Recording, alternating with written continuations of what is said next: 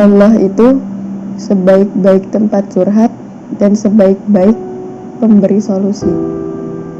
Ungkapan itu bukan untuk melarang seseorang curhat kepada temannya, bukan untuk melarang seseorang curhat kepada orang lain.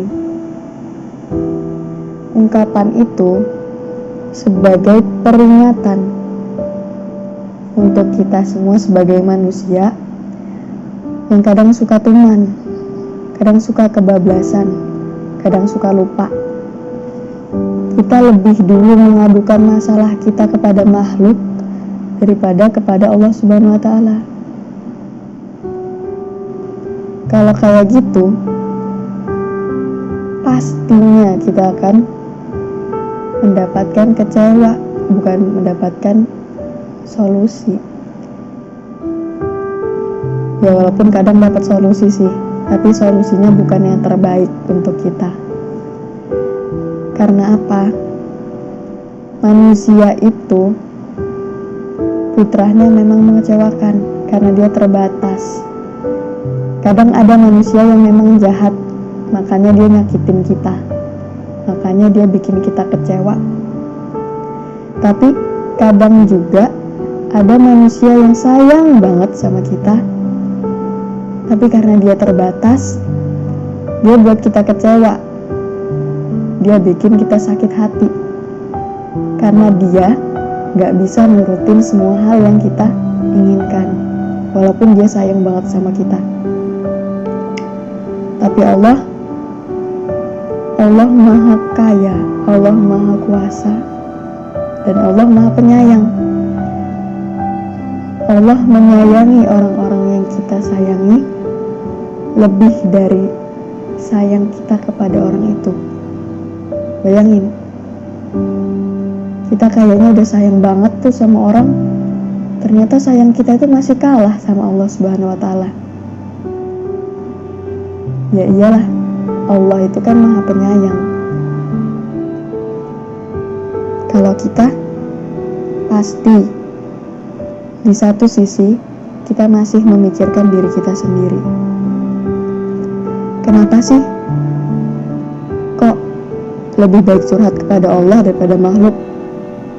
Karena Allah gak akan pernah ngecewain kita, karena Allah gak akan pernah ngejudge kita walaupun kita salah. Misal kita diselingkuhin sama pacar kita, Allah gak akan tuh ngerespon curhat kita dengan tuh kan kamu udah bilang di dalam Al-Quran bahwa pacaran itu gak boleh, bahwa ada batasan antara laki-laki dan perempuan yang bukan mahram. Allah gak bilang kayak gitu kan.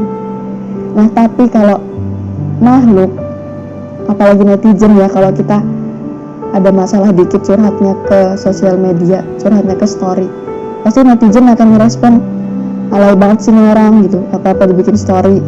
Jangankan netizen, teman kita sendiri aja kalau kita curhatin masih sering kok ngejudge kita dengan kata-kata pembuka, makanya, atau kan udah gue bilang, atau syukurin. Nah gitu kan. Justru judgement itu yang kadang bikin kita down, walaupun kita salah, walaupun pacaran itu salah, tapi gak sepantasnya kita ngejudge orang yang lagi curhat sama kita.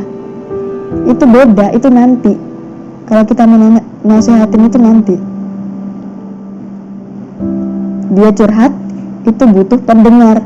Dia curhat, dia butuh solusi, bukan butuh nasihat. Apalagi nasihat yang menjatuhkan, nasihat yang gak pada tempatnya. Jadi teman-teman, curhatlah kepada Allah Subhanahu wa Ta'ala. Tapi bukan berarti kamu gak boleh curhat sama orang lain, kamu gak boleh curhat sama teman kamu. Tapi yang aku garis bawahi adalah pilihlah dan pilahlah orang untuk kamu jadikan tempat curhat. Karena respon dia itu sangat berpengaruh pada hal yang kamu lakukan ke depan.